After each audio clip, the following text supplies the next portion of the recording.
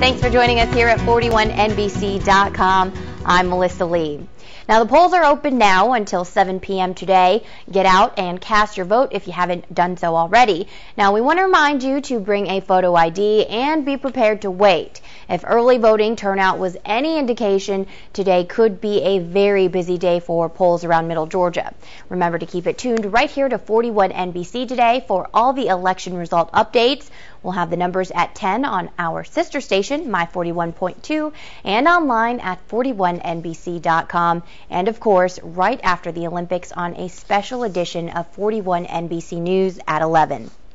It was a morning filled with mixed emotions Monday as members of the Air Force Reserve Command said goodbye to an older leader and welcomed in a new commander. Lieutenant General Charles Stenner stepped down from his post as commander and chief of the Air Force Reserves yesterday. Taking his place was Lieutenant General James Jackson. He's now in charge of over 71,000 men and women in the reserve across the nation. Jackson says he knows the job comes with a lot of responsibility, but he's up for the challenge. It's going to be a lot of change, I think. The country is going through a lot of change right now. So we really need to go ahead and think our way through all the pieces, but I think we're going to be just fine. After celebrating Jackson's promotion, former Commander Lieutenant General Stenner officially retired from the Air Force after 40 years of service. Jackson says he'll continue Stenner's mission to do what's necessary for our nation's security. The GBI has arrested a man in connection to the murder of a Hancock County couple. According to a news release, 19-year-old Brandon Charleston was arrested Friday for the murders of Daryl Scott and Deidre Green. The couple was found dead in their home in Sparta back in September. A Pinehurst man is dead after a head-on collision in Pulaski County.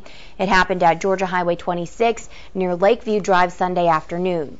Georgia State Patrol says 82-year-old Walter Dormany was killed when a pickup truck crossed the center line and hit his vehicle head-on. The driver of the other truck, Jonathan Simmons of Oglethorpe, was taken to the hospital. This incident is currently under investigation.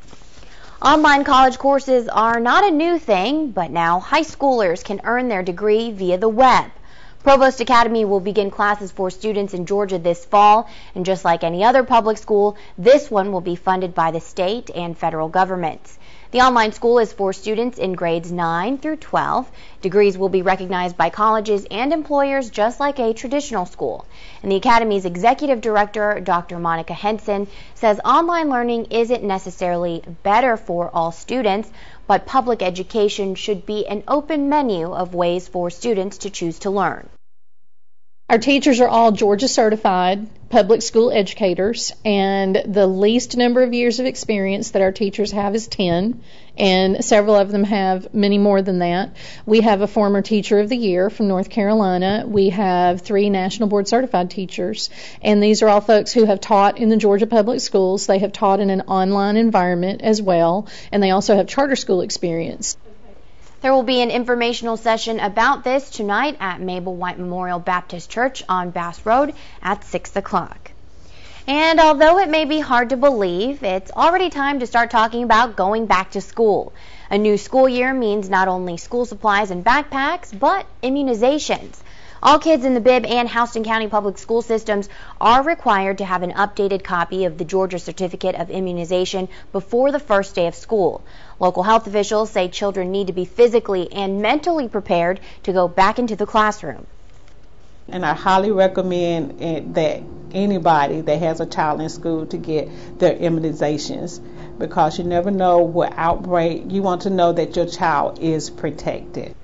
Nurse Codette also suggests getting vaccinations and immunizations during yearly doctor's visits to avoid the back-to-school rush. Remember, school starts in Houston County on August 1st and on August 13th in Bibb County. Join us on air tonight for the news at 6 and 11.